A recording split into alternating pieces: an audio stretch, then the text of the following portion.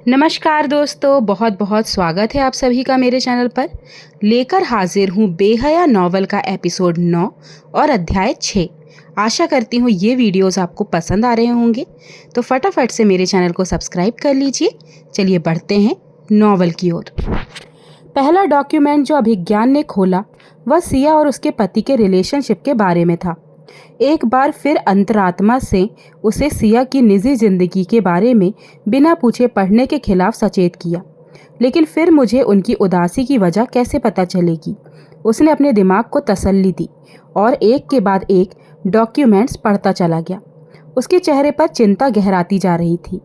Exile उसकी उलझी हुई शादीशुदा जिंदगी और यश के लगातार आक्रामक व्यवहार का ब्यौरा था, जैसे कोई डायरी लिखता है।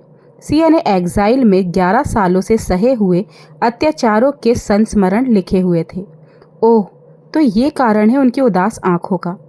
जैसे वह बात करती हैं, मुझे लगा उनकी फैमिली सपोर्टिव होगी और पति बेहद प्यार करने वाला। अभिज्ञान को अपने पढ़े हुए पर विश्वास नहीं हो रहा था। फोल्डर में कई राइटअप्स थे जो काफ़ी तकलीफदेह थे। सिया एक ऐसे आदमी के साथ रह रही थी जो उस पर ज़रा भी विश्वास नहीं करता था और उसे मानसिक और शारीरिक यातनाएं देता रहता था। अभिज्ञान रैंडमली पढ़ने लगा। एक राइट अप में दर्ज था, मैं शायद डिप्रेशन में जा रही हूँ। कभी कभी मुझे लगता है कि मैं कहीं भाग जाऊँ या ट्रेन के आगे कूद जाऊँ। सोचती हूँ कि नशे में धुत हो जाऊँ और नींद की गोलियाँ खा लूँ। समझ नहीं आता कि कैसे बताऊँ कि यश को लगता है अनन्या और आदित्य उसके बच्चे नहीं हैं। कई सालों से वह इसी कुंठा में जीता आया है। यही कारण है कि जिस भी आदमी के साथ मैं बात करती हूँ या काम करती हूँ, वह उस पर शक करता है। मैं समझती हूँ कि वह खुद भी बहुत दुखी है, पर उसने मेरी ज़िंदगी को नर्क बना दिया है। मैं इसे और झेल नहीं पाऊँगी। अपने पति के सिवा मेरे किसी के साथ फिजिकल रिलेशनशिप नहीं रहे हैं। कई सालों से यश का शक्की रवैया मुझे बहुत परेशान कर रहा था। वह पहले ऐसा नहीं था। मैंने पॉजिटिव रहने की कोशिश की, लेकिन बीते वैलेंटाइन डे पर मुझे पता चला कि उसके दिमाग में चल क्या रहा है। उसे मेरी वफा पर शक है। मुझे लगा कि वह जिंदगी के कठिन वक्त से गुजर रहा है, इसलिए वह मेरे साथ भी थोड़ा चिड़चिड़ा है। ऐसा हो जाता है कभी कभी, लेकिन हाल ही में मैंने दोबारा इस पर बात की। उसे 200% यकीन है कि आदित्य उसका बेटा नहीं है। ये इल्ज़ाम मेरे लिए बहुत है। मैं एक डीएनए टेस्ट करवा के ये प्रूफ कर दूंगी कि दोनों ही बच्चे उसके हैं। फिर बच्चों समेत उससे अलग हो जाऊंगी। मैंने इस शादी को निभाने की कोशिश केवल अपने बच्चों के लिए की है, क्योंकि वो अपने डैड से बहुत प्यार करते हैं। पर यह इल्ज़ाम मेरे बर्दाश्त के बाहर है। अभिज्ञान ने एक और डॉक्यूमेंट पढ़ा। रोज़ मुझे खुद पर तरस आता है। बात मेरे आत्मसम्मान की है और उससे कोई समझौता नहीं कर सकती। आज मैं समझ सकती हूँ कि देवी सीता को ऐसे आरोपों के बाद अपने पति राम के साथ अयोध्या वापस जाने की बजाय धरती में समा जाना क्यों बेहतर लगा। धोखे के इल्ज़ाम मुझसे अब और सहे नहीं जाते। मैं रोई, उसे समझाया, उन गलतियों की माफ़ी भी मांगी जो मैंने कभी की ही नहीं थी। अपनी बेगुनाही साबित करने के लिए उसने जैसी भी परीक्षा मांगी, मैं देने को तैयार हो गई, लेकिन उसने एक भी न सुनी। उसे मेरे आंसुओं से खुशी मिलती है। वह मुझे कुछ नहीं समझता। मुझे पूरी रात सारी कहने के लिए फर्श पर बिठाए रखता है। मैं ये सब सहती हूँ ताकि उसे सेटिस्फैक्शन हो जाए, पर क्या फ़ायदा। जितना ज़्यादा मैं अपनी शादी को बचाने की कोशिश करती हूँ, उतना ही वह मुझे जलील करता है। उसने अगला डॉक्यूमेंट पढ़ा। कभी कभी मुझे लगता है कि मुझे भी कोई अफेयर कर लेना चाहिए। क्या होगा अगर मैं उसके सब इल्ज़ामों को सच कर दूँ तो? उसे भी दुख दूँ जैसे वह मुझे टॉर्चर करता है। तब उसे भी वह कष्ट महसूस होना चाहिए जो मैं महसूस करती हूँ। मेरा कसूर क्या है? क्या यह कि मैं उससे प्यार करती हूँ और अपनी शादी को बचाना चाहती हूँ? कभी कभी मेरा खुदकुशी करने का मन करता है। मुझे लगता है कि खुद को ख़त्म कर लूँ और ना जाने अपने साथ क्या क्या कर लूँ। मैं डिप्रेशन में हूँ। शायद मुझे डॉक्टर की मदद की ज़रूरत है। जब भी वह शराब पीता है, मुझे और टॉर्चर करता है। अनाप शनाप बोलता है जैसे उस पर किसी का साया हो। उसके बाद वह घंटों रोता है, फिर माफ़ी मांग लेता है। कभी कभी वह खुदकुशी करने की कोशिश भी करता है। वह ना तो मुझे जीने देता है और ना ही मरने देता है। मैं यश से बस इतना चाहती हूँ कि वह इमोशनली सेटल हो जाए, ताकि मुझ पर उसे डिप्रेशन में छोड़ देने का इल्ज़ाम न लगे। मैं बस उसे ये प्रूफ कर देना चाहती हूँ कि आदित्य उसका ही बेटा है। पर यश का आदित्य पर कोई अधिकार नहीं है, क्योंकि वह इस बच्चे के बारे में घटिया सोच रखता है। मैं अपने बच्चों के साथ अकेले रहना चाहती हूँ, बिना उसकी किसी मदद के। मैं क्या करूँ? इतने आरोपों के बाद उसके साथ नहीं रह सकती। पर यह भी है कि मैं उससे बहुत प्यार करती हूँ। मुझे लगता है कि मैं शायद उसके बगैर जी नहीं सकती। अभिज्ञान ने एक छोटा सा डॉक्यूमेंट उन धमकियों के बारे में पढ़ा जो यश उसकी खुशियों को तबाह करने के लिए देता था। मुझे बारिश बेहद पसंद है।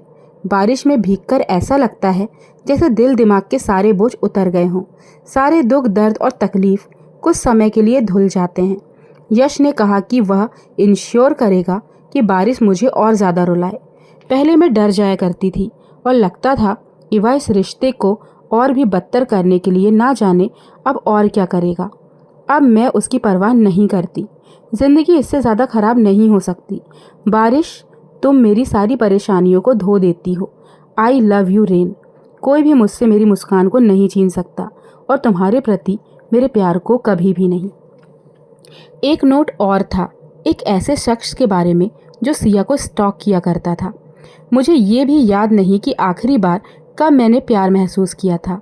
मैं अपने वर्क प्लेस पर अक्सर परेशानियों का सामना करती रही हूँ, लेकिन इस आदमी ने मेरी अटेंशन पाने के लिए बहुत ही अजीब हरकतें की। हालांकि उसने मुझे छूने की हिम्मत नहीं की, पर मैं उसकी बॉडी लैंग्वेज से नफरत करती हूँ। वह घटिया आदमी है। उसके बारे में भास्कर को बताने के अलावा मेरे पास कोई रास्ता नहीं था। थैंक गॉड उसने इसे नौकरी से निकाल दिया। पर वह अब भी मुझे स्टॉक कर रहा है और इंटरनेट पर अलग अलग आईडी बनाकर धमकी दे रहा है। मैं एक अकाउंट ब्लॉक करती हूँ तो वह दूसरा बना लेता है। मुझे पक्का पता है कि ये वही आदमी है। मुझे नहीं मालूम कि मैं क्या करूँ। अगर मैं पुलिस के पास जाती हूँ तो यश को इसके बारे में पता चल जाएगा। वह उल्टा मेरे ही चरित्र पर कीचड़ उछालना शुरू कर देगा। मैं सोचती हूँ काश कोई तो ऐसा होता जिससे मैं इस आदमी के बारे में बता सकती। मैं चाहती हूँ कि हर औरत अपने साथ होने वाली ज्यादतियों पर बात कर सके, बिना ये परवाह किए हुए कि लोग उसके चरित्र पर सवाल उठाएंगे। I wish. कहीं कहीं पर तो सिया ने अपनी खराब शादीशुदा जिंदगी का दोष अपने नाम पर ही मढ़ दिया था। मैं बार बार कहती हूँ कि रामायण की सीता से खुद को काफ़ी रिलेट करती हूँ। सीता ने अपने पति के पास लौटने के बजाय अपने आप को ज़मीन में समा देना उचित समझा। एक औरत अपने चरित्र और वफा को हमेशा साबित करती नहीं रह सकती। हमेशा उसके ही चरित्र पर सवाल क्यों किए जाते हैं? क्यों कभी किसी आदमी को उसकी वफा सिद्ध करने और परीक्षा देने की ज़रूरत नहीं पड़ती? मेरे पेरेंट्स ने मुझे सीता का नाम दिया। देवी सीता की तरह ही क्यों मेरी भी नियति है। मैं उन्हीं की तरह महसूस कर रही हूँ। शादी के कुछ समय बाद ही उन्हें अपने पति के साथ वनवास जाना पड़ा। रावण ने उनका अपहरण कर लिया और उन्हें सालों तक कैद में रखा। गर्भवती होने पर पति ने दूसरों के शक के चलते उनका त्याग कर दिया। उन्होंने जिंदगी भर संघर्ष किया। क्या यही मेरी भी नियति है? मैं इस साल अपनी शादी के 14 साल पूरी कर रही हूँ। क्या मेरा भी वनवास कभी खत्म होगा? मैंने अपना घर और आराम सब कुछ छोड़ दिया। अपने पति के साथ उसके जीवन के लक्ष्य को पाने के लिए संघर्ष किया, लेकिन इस सफ़र में खुशी और भरोसा दोनों कहीं गुम हो गए। यश कितना भी दम क्यों ना भरे कि वह मुझसे बेहद प्यार करता है, पर मेरे लिए ये सब बेईमानी है। रिश्ते में अगर भरोसा और इज्जत नहीं है तो ऐसा प्यार बेकार है। मैं कई सालों से इसी तरह के वनवास में हूँ, जहाँ मेरा पति, जिसे मैं राम समझती थी, शादी के बाद अचानक एक रोज़ रावण बन गया। मैं उसकी क्रूरता के इस सफ़र को रोक नहीं सकती। मैं क्या करूं? क्या मुझे किसी और राम के आने का इंतज़ार करना चाहिए जो मुझे यहाँ से आज़ाद करा सके? क्या होगा अगर मुझे सीता की ही तरह लंबा वनवास मिल गया? मैं अपनी नियति को कैसे बदलूं? क्या नाम को बदल लेना मेरी किस्मत बदल देगा? अभिज्ञान कब से सिया की उदासी का कारण जानने की कोशिश कर रहा था। उसके सदा मुस्कुराने वाले सौम्य चेहरे पर एक जोड़ी उदास आंखें भी थी। तब भी अभिज्ञान ने कभी नहीं सोचा था कि वह ऐसे नर्क में जी रही है। वह चकित था। आखिर क्यों औरतें इन सारी ही चीज़ों पर अपने परिवार और जीवन साथी से बात कर इन्हें हल नहीं करती? क्यों ये सोसाइटी वर्किंग वुमेन के लिए इतनी जजमेंटल है? ये सारे ही राइटअप्स उसके आत्मसम्मान और उसके बच्चों की खुशी के बीच बुरी तरह उलझे उसके संघर्ष को बयां करते थे। कुछ राइटअप्स पढ़ने के बाद अभिज्ञान यह भी जान चुका था कि वह अपने पति से कितना प्यार करती है। सिया उस दर्द को भी महसूस करती है जो उसके पति को यह सोचकर मिला होगा कि सिया उसे धोखा दे रही है।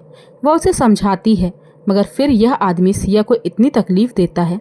बीच में कहीं कहीं वह स्ट्रांग भी दिखाई देती है। जब उसने लिखा, मैंने अपने आत्मसम्मान और अपनी गरिमा को इस प्यार के ऊपर चुना। मैं बस अपने बच्चों को जल्दी से सेटल कर देना चाहती हूँ।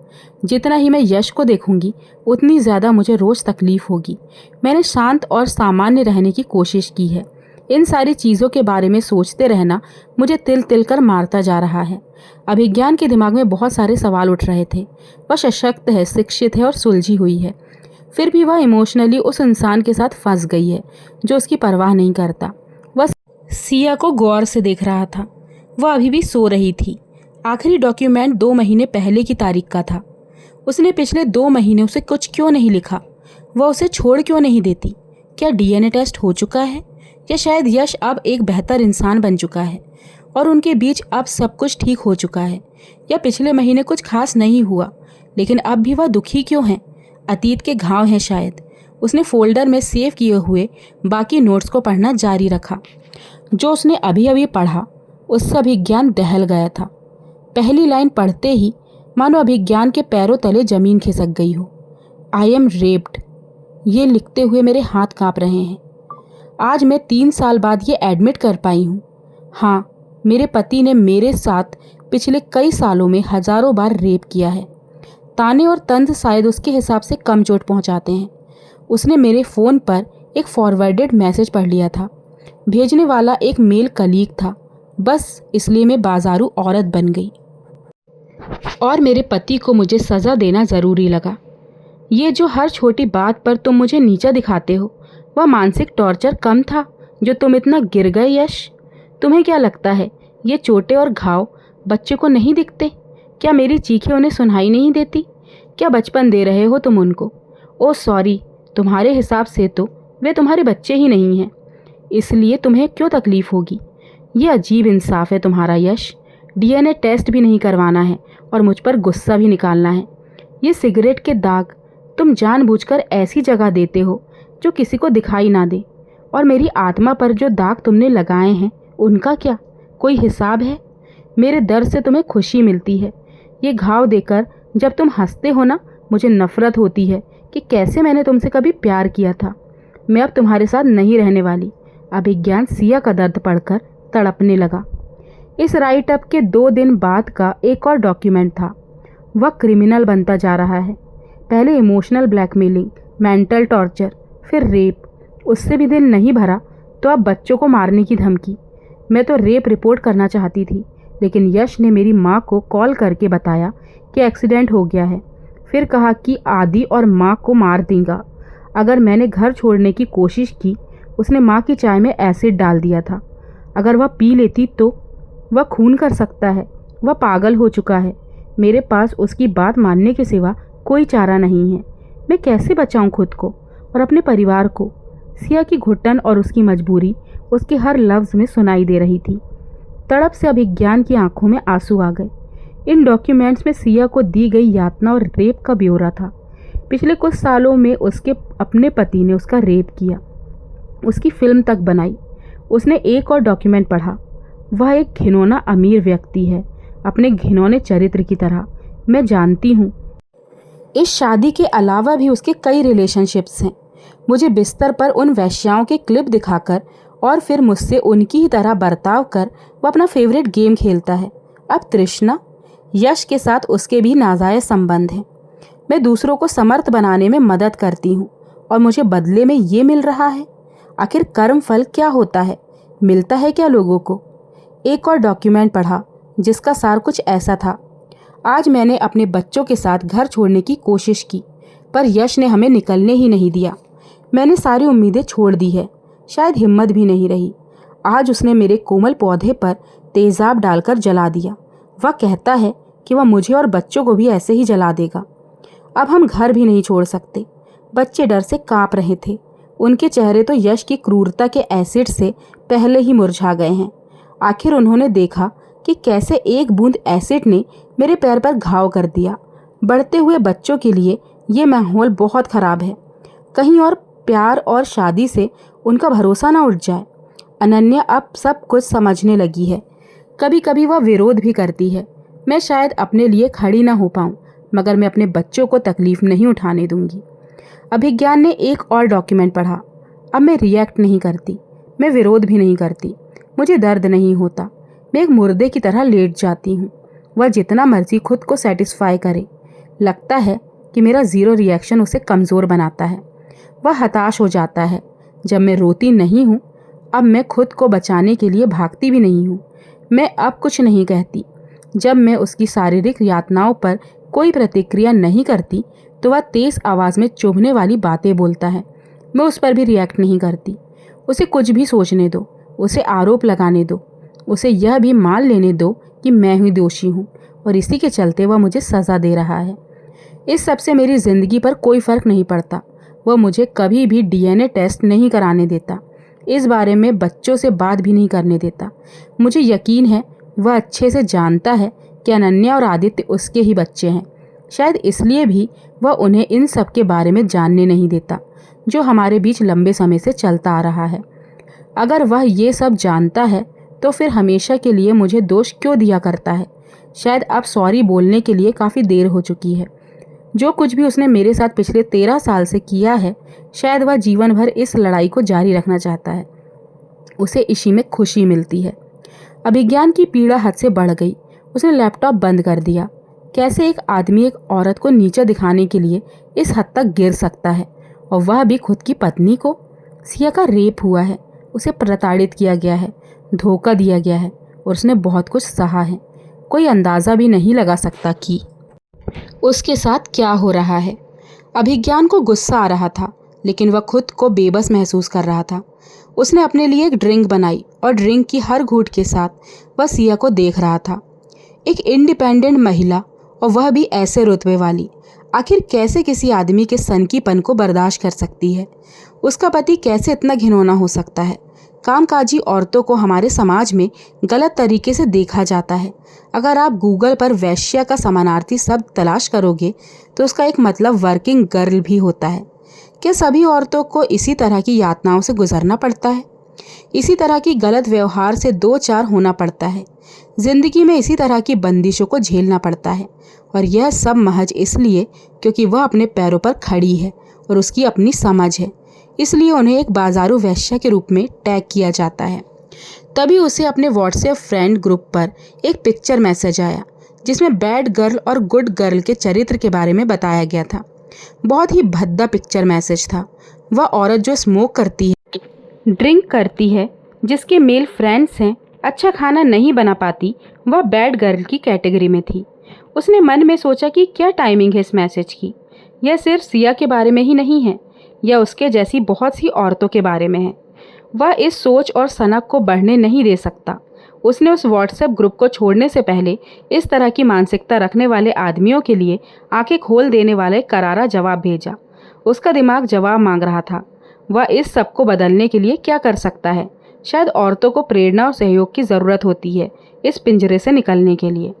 वह एक प्रोफेशनल के रूप में सिया की प्रशंसा करता था। एग्जाइल पढ़ने के बाद वह सिया की और भी अधिक इज्जत करने लगा। वह जानती है कि तृष्णा ने उसके पीठ पर वार किया है, फिर भी उसने तृष्णा को दोष नहीं दिया। वह हिम्मती तो है, लेकिन वह अपने तथाकथित पति के जरिए इस हद तक ब्लैकमेल की गई है कि वह उसका सामना करने और उसे अपनी ज़िंदगी से बाहर निकालने का आत्मविश्वास खो चुकी है। अभिज्ञान ने फिर से सिया के लैपटॉप को ब्राउज़ करना शुरू किया। चीज़ों को ठीक से समझने के लिए वह दोबारा पढ़ने लगा। पहला राइट अप जो 13 साल पहले लिखा गया था से लेकर आखिरी राइट अप तक जो उसकी ज्वाइनिंग के 2 महीने पहले लिखा गया था, उसने पाया कि वह एक खुश और आदर्श कपल थे। फिर आखिर कैसे यश को सिया के बारे में किसी एक शख्स के कारण इतनी गलत फहमी हो गई। सिया के एक पड़ोसी था आकाश आहूजा, जो सिया से प्यार करने लगा था और उसे स्टॉक करता था। उसने उनकी ज़िंदगी में काफ़ी परेशानियां खड़ी कर दी थी। वह सिया के लिए इस कदर जुनूनी हो गया था कि उसने एक बार सिया को किडनैप करने की भी कोशिश की। अब वह सलाखों के पीछे था, लेकिन सिया एक आदमी के पागलपन के लिए अपने आप को जिम्मेदार क्यों ठहरा रही है? अभिज्ञान ने खुद से सवाल किया। फिर वह एक दूसरे राइटअप में गया। यह विशेष नाम के आदमी के बारे में था। विशेष ने सुनियोजित तरीके से षड्यंत्र करके यश को बरगलाया था। उसने सिया के सीनियर्स और कलीग्स को उसके प्रशंसक और प्रेमियों के गैंग के रूप में यश के सामने पेश किया था, जिनका वह अपना काम निकालने के लिए इस्तेमाल करती है और बदले में वह उन लोगों के साथ नाजायज संबंध रखती है। विशेष उसकी दोस्त का एक्स हस्बैंड था, बेरोजगार था, सो वह यश के साथ फ्री में शराब पीने और उनकी ज़िंदगी की समस्याएं बढ़ाने में लगा रहता था। इस सब के पीछे की वजह सिर्फ यह थी कि उसे लगता था कि उसकी पत्नी निष्ठा से उसके अलगाव की जिम्मेदार सिया ही है। उसका सिया पर आरोप था कि उसने ही निष्ठा को इतनी हिम्मत दी कि वह उसे छोड़कर चली गई। सिया ने विशेष को कन्फ्रंट किया ताकि यश के मन में भर रहे जहर और विशेष की दखल अंदाजी को वह बंद कर सके, लेकिन उसने अलग होने से पहले अपना काम कर दिया था। पुरुष होने का दंभ, उसका अहंकार आखिर उसे डंक मार ही गया। उस जगह और भी राइटअप्स थे जिनमें यश द्वारा किए गए फोर्सफुल सेक्स के बारे में लिखा गया था। सिया को बहुत जख्म मिले थे। बार बार रेप होने के कारण अब वह सेक्स से डरने लगी थी।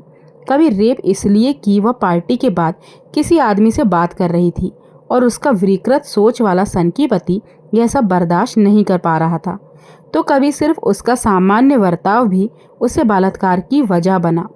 वह उससे कभी फ्लर्ट कहता तो कभी वैश्या कहकर बुलाता।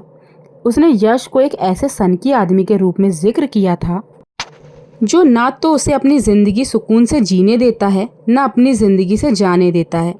सिया की मानसिक यातनाएं हमेशा जारी रही। उसने यह भी लिखा कि सिर्फ तृष्णा ही एक ऐसी थी जो जानती थी कि उसका पति बेरहमी से उसका रेप कर रहा है और वह किन परेशानियों का सामना कर रही है। ये सारे ही राइटअप्स तृष्णा और यश की वीडियो क्लिप से पहले के थे जो सिया ने देखी थी। सिया को यश ने कभी अलग से पीटा नहीं था। वह सिया को मेंटली और फिजिकली दोनों तरह से तकलीफ देता था। उसने सिया को सजा देने के लिए हिंसक सेक्स का रास्ता चुना। किसी कपल के लिए सेक्स करना आम बात है, लेकिन जबरदस्ती सेक्स और ऐसा करते हुए अत्याचार करना एक तरह का उत्पीड़न ही तो है। प्यार के खूबसूरत एहसास को इस रूप में तब्दील कर देने से बड़ी सज़ा और क्या होगी। यश ऐसे कैसे कर सकता है? एक औरत के आम व्यवहार पर किस बात की सज़ा? क्या हंसना, बातें करना, किसी से मिलना कोई गुनाह है? अगर उसे सिया पर शक है तो उसे सिया को तलाक दे देना चाहिए, पर उसे तकलीफ क्यों दे रहा है? यह किस तरह का बदला है? अभिज्ञान के दिमाग में लगातार सवाल उठ रहे थे। रात गहरा रही थी। अभिज्ञान अब एग्जाइल फोल्डर को पूरा पढ़ चुका था और टेक्निकल प्रेजेंटेशन की एडिटिंग भी पूरी हो गई थी। वह स्काइप पर टेक्निकल टीम से बातचीत करते हुए अपने प्रेजेंटेशन को एडिट कर रहा था। सब कुछ लगभग तैयार था, तभी उसने देखा कि सिया बेड से हिली। उसने अचानक ही अपना इंटरनेट डिस्कनेक्ट कर दिया। हे भगवान, ये तो उड़ गई।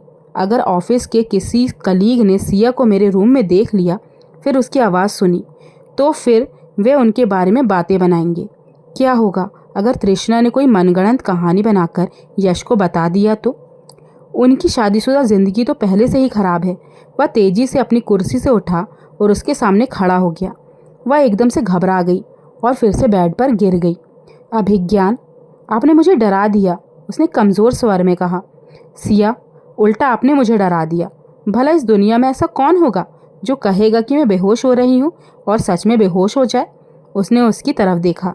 ओह हाँ, मैं बेहोश हो गई थी। यह आपका कमरा है? उसने चारों तरफ देखा। हाँ, ये मेरा ही कमरा है। रात के लगभग 2 बज चुके हैं। ओह, मुझे माफ़ करना, आप सो जाइए, मैं अपने कमरे में चली जाती हूँ। कल हमारी टेक्निकल प्रेजेंटेशन है ना? सो जाऊँ? वाकई? मैं अभी टेक्निकल टीम के साथ स्काइप पर था। लगभग सारा काम खत्म हो चुका है। उसका फ़ोन बजा। अभिज्ञान ने सिया को चुप रहने का इशारा किया और फ़ोन पर टेक्निकल टीम के साथ बात की। फ़ोन कटने के बाद सिया ने उससे कहा, मैं प्रेजेंटेशन बना देती हूँ, मुझे पता है कि क्या करना चाहते हैं। आप आराम करें, सब कुछ पूरा हो चुका है। मुझ पर विश्वास कीजिए और चिंता मत कीजिए, अभिज्ञान ने कहा। सब? जी हाँ। I am at your service ma'am. All set, all done. आप इसे सुबह देख लीजिएगा। अब मैं आपके लिए कुछ ऑर्डर करता हूँ, नहीं तो आप दोबारा बेहोश हो जाएंगी। नो, मेरा खाना खाने का कोई मन नहीं है। आपको खाना होगा। डॉक्टर ने मुझे बताया है आप बहुत ही स्वीट और सेंसिटिव हैं, उसने आँख मारते हुए कहा। यस। उन्होंने आपसे और क्या कहा? सिया ने पूछा। उन्होंने मुझे बताया कि आपको देखभाल की सख्त ज़रूरत है, आप नाजुक हैं और मैं एक स्टिकर प्रिंट कराकर आपकी पीठ पर लगाने के बारे में सोच रहा हूँ। फ्रेजाइल, संभल कर पकड़ें, दूरी बनाए रखें, कहीं भी बेहोश हो सकती हैं। हा हा हा। अपने वाक्य पूरा करते ही उसने हंसना शुरू कर दिया। सिया भी हंसने लगी। उसने सिया के लिए गर्म सूप और सलाद ऑर्डर किया। ड्रिंक के साथ ही कुछ फिश अपने लिए भी ऑर्डर किया। वह सिया को खिलाने के लिए एक बच्चे की तरह मना रहा था। अभिज्ञान उसे डांट रहा था और वह मुस्कुरा रही थी। उनके बीच एक अनकहा सा रिश्ता था जिसे वे देख नहीं पा रहे थे। एक दूसरे के लिए बहुत ज़्यादा चिंता और इज्जत। बातचीत करते हुए अभिज्ञान ने उसके मेडिकल प्रॉब्लम के बारे में पूछा और उसे निर्देश दिया कि भविष्य में जब कभी भी वह किसी के साथ सफ़र में जाएं तो उस व्यक्ति को इन सब के बारे में पहले से ज़रूर बताएं। सिया ने उससे वादा किया कि वह अब ऐसी लापरवाही कभी नहीं करेगी। लगभग सुबह का वक्त था। अभिज्ञान ने सिया को आराम करने के लिए कहा ताकि वे अगले दिन के प्रेजेंटेशन की शुरुआत अच्छे से कर सकें। कुछ समय के लिए वे दोनों एक ही कमरे में आराम कर रहे थे। अब सिया को अभिज्ञान के साथ एक कमरे में होने से कोई दिक्कत नहीं थी। अभिज्ञान ने उसे एग्जाइल पढ़ने के बारे में कुछ नहीं बताया। उसने कोई सवाल नहीं किए। वह उसकी खुशियाँ वापस लाना चाहता था। उसके पास एक प्लान था। वह अब किसी भी तरह के अटेंशन की तलाश में नहीं था। उनके बीच का रिश्ता और विश्वास या तो कुछ अच्छे के लिए बेहतर हो रहा था या फिर सिया की ज़िंदगी को बदतर बनाने के लिए।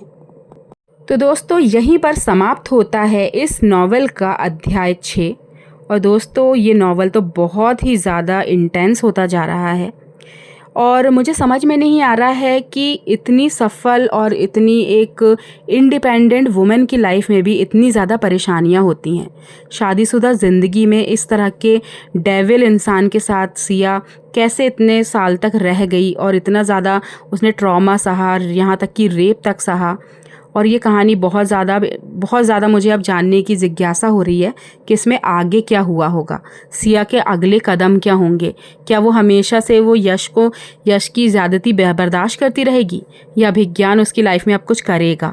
बहुत ही ज़्यादा इंटरेस्टिंग होगा दोस्तों। आगे वाले वीडियोज़ में आगे वाले एपिसोड्स बहुत ज़्यादा इंटरेस्टिंग होने वाले हैं। तो आशा करती हूँ आप लोग भी इसे एंजॉय कर रहे होंगे। फिर मिलूँगी आपसे अपने अगले एपिसोड में। तब तक के लिए नमस्कार।